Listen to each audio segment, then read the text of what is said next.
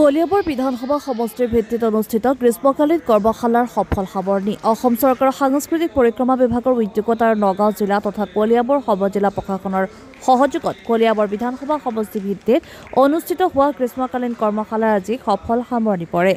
কলিয়াবৰ হাটবৰ কেন্দ্ৰীয় নাট্য সমাজৰ প্ৰেক্ষাগৃহত অনুষ্ঠিত হয় এই গ্ৰীষ্মকালীন কৰ্মশালাৰ সামৰণি অনুষ্ঠান। আদৰণি ভাষণ প্ৰদান কৰে কলিয়াবৰ সমজিলা আয়ুক্ত ৰাজ বৰুৱাই।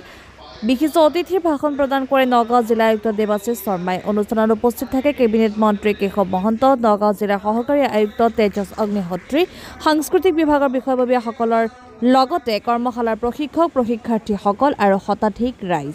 যোৱা 15 জুলাইৰ পৰা অনুষ্ঠিত হৈছিল এই কৰ্মশালাখনি কলিয়াবৰৰ কুঁৱৰীটোস্থিত তৰুণ সংঘ আৰু হাটবৰ কেন্দ্ৰীয় নাট্য সমাজৰ প্ৰেক্ষাগৃহত পৃথকে অনুষ্ঠিত হৈছিল এই 15 দিনীয়া নৃত্য গীত আৰু নাটকৰ কৰ্মশালা।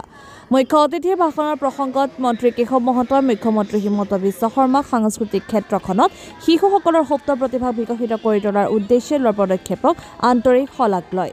News desk report NE express.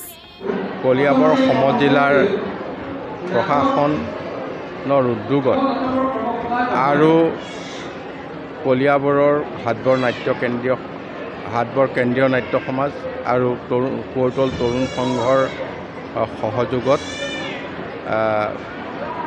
গ্ৰীষ্মকালীন কৰ্মশালা 15 দিনীয়া কাৰ্যসূচীৰে অনুষ্ঠিত হৈ গ'ল। আধুনিক গীত মাত আৰু নাটকৰ ইয়াত প্ৰশিক্ষণ হ'ল। আজি তাৰ সামৰণি অনুষ্ঠান।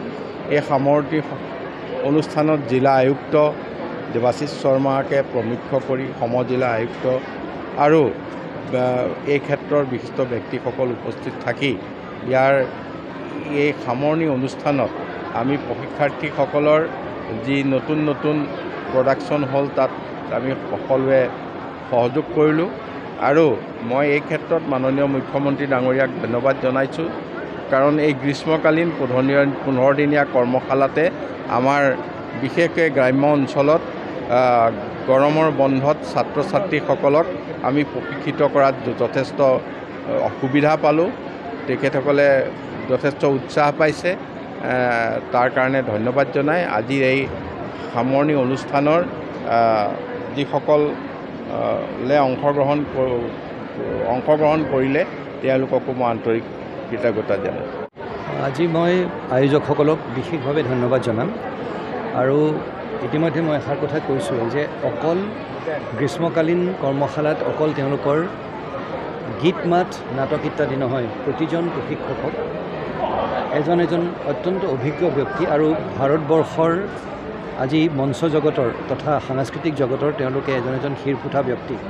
আজি তেওঁলোকৰ ব্যক্তিত্বৰ পৰা অকল নাটক আৰু গান বাজনাই নহয় আৰু বহুখিনি কথা আমাৰ যিসকল নতুন প্ৰজন্মৰ লোক আমাৰ ছাত্ৰ ছাত্ৰীসকলে শিকিছে আৰু মোৰ দৃঢ় বিশ্বাস যে তেওঁলোকে এইখিনি কথা হৃদয়ংগম কৰি কাইলৈ তেওঁলোকে এজন সুনাগৰিক হোৱাৰ ক্ষেত্ৰত অত্যন্ত বেছি সহায় কৰিব।